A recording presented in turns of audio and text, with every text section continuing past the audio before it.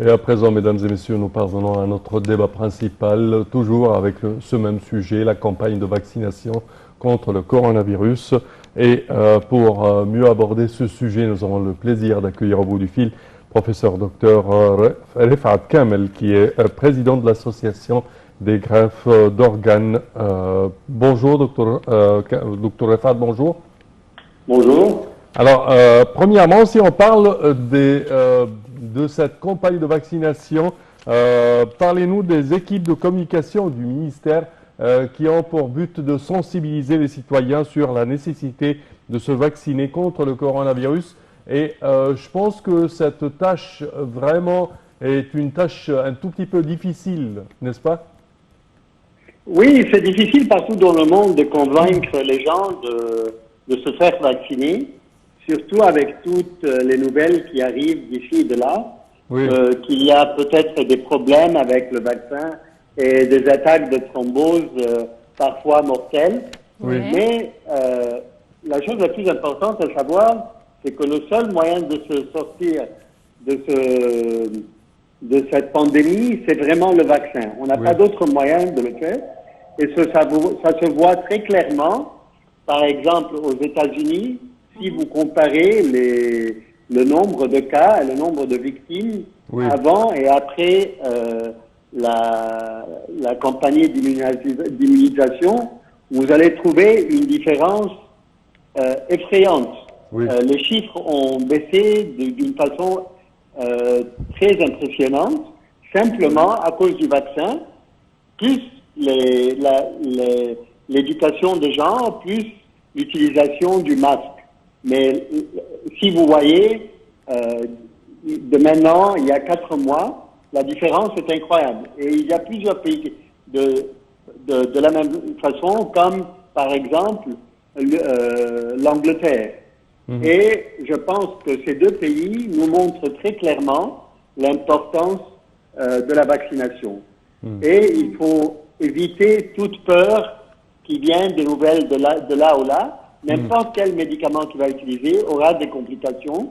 N'importe quel médicament que nous utilisons depuis toujours a un certain nombre de complications. Mais quand vous voyez le résultat final et vous voyez comment ça protège contre une maladie si sérieuse dont on ne connaît même pas une façon de traiter.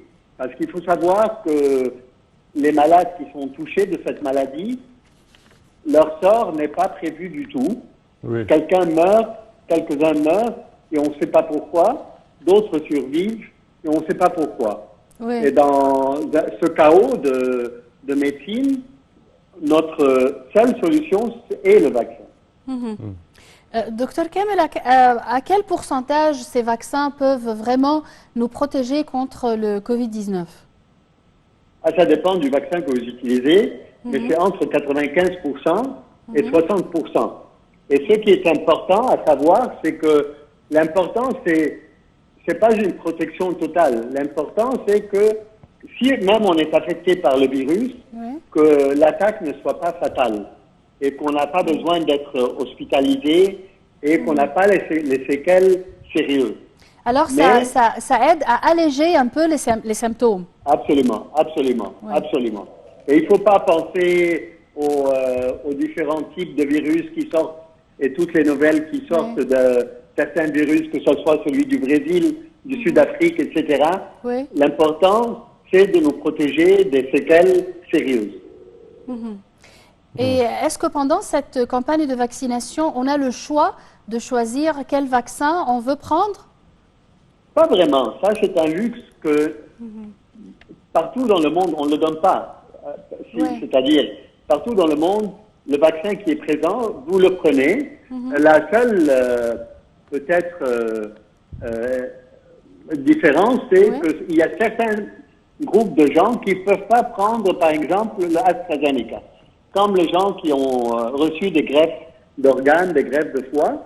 Moi, je leur recommande toujours le chinois, par exemple, et le gouvernement le leur donne. D'accord. Également, docteur Kamel, si on parle de cette campagne de vaccination, on parle du point de vue logistique. À présent, dès le début, c'était débuté avec 40 centres de vaccination. À présent, nous parlons de 360 centres de vaccination, dont 10 seront ouverts dans un délai de 2 jours ou plus.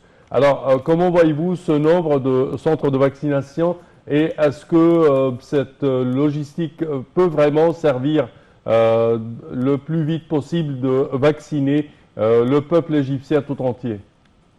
Moi, il faut que je vous dise très franchement que je suis très fier de ce qui se passe en Égypte. Il suffit simplement de comparer avec d'autres pays. Par exemple, je vais vous dire, pas en Afrique, pas au Moyen-Orient, mais dans l'Union européenne ou ailleurs. Ce que nous faisons en Égypte est vraiment très respectable. Tout le monde a senti comment on arrive, si on s'enregistre, dans 24 heures ou 48 heures maximum, on est appelé à recevoir le vaccin.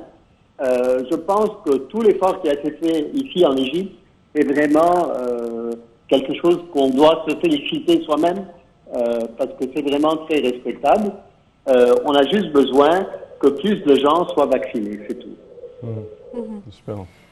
Si on parle de la tranche d'âge ciblée par cette campagne de vaccination, depuis quel âge on a le droit d'aller prendre le vaccin? Je ne connais pas les figures nationales, mais d'habitude, vous commencez par les gens âgés, 70 plus ou 60 et plus, et ceux qui ont des maladies chroniques, comme les diabétiques, les obèses, les gens qui prennent certains médicaments comme le cortisone, et puis petit à petit, l'âge baisse. Mais jusqu'à maintenant, même les gens de 40 ans ou moins reçoivent des vaccins s'ils s'inscrivent. D'accord. Oui. Docteur Kamel également, si on parle des personnes atteintes de coronavirus et qui ont guéri, alors ils ont droit à être vaccinés après combien de temps de leur maladie? 3 mois. 3 mois. 3 mois après avoir fréquenté ou après avoir été atteint du coronavirus. Oui, absolument. Oui. Oui. Parce qu'avant ça, ils ont les anticorps. Oui. Ils n'ont pas besoin d'être vaccinés vraiment. Mais après 3 mois, les anticorps baissent et ils auront besoin d'être vaccinés. Parfait. Et après ça, on sait maintenant qu'on doit prendre 2 doses de vaccin. Et après, est-ce qu'il y a d'autres doses chaque année? Ça pourrait venir arriver à ça. Personne n'a cette réponse, mais je pense que comment les choses évoluent, oui, il faut. C'est comme le vaccin de l'influenza. On prend un vaccin chaque année, et ce vaccin, en fait, change chaque année selon les virus qui sont présents à ce moment-là. Je pense qu'on va arriver à ça pour le Covid, et peut-être qu'on devra être vacciné chaque année. Mais tout ça, c'est des questions qui n'ont pas de réponse pour l'instant, parce que peut-être que le virus va finir par s'affaiblir, on ne sait jamais.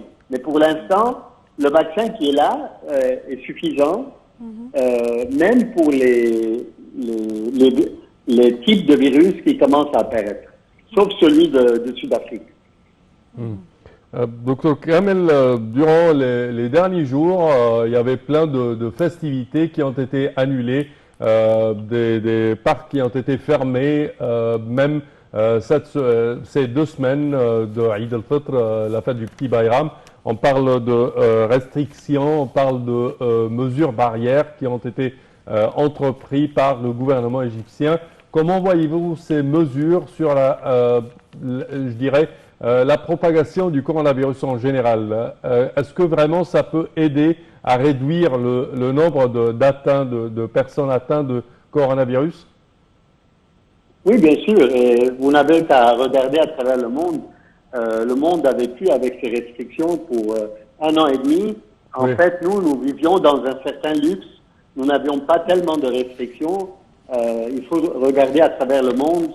Les restrictions sont très sévères. Partout dans le monde, en Europe, aux États-Unis, au Canada. Et je pense que ce que nous faisons ici est très important. Mais l'important, c'est que les gens suivent ces règles et qu'ils obéissent. et qu'ils sachent que c'est pour leur bien.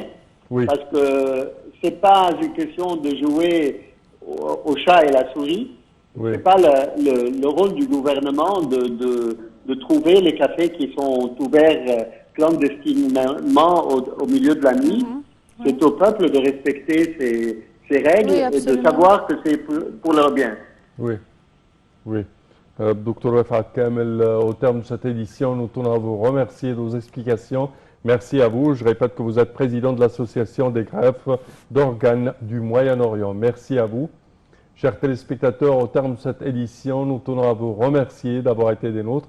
Et je tiens également à remercier ma collègue Yara. Merci Sam, c'est toujours un plaisir de travailler avec vous. Merci mesdames et messieurs et à la prochaine.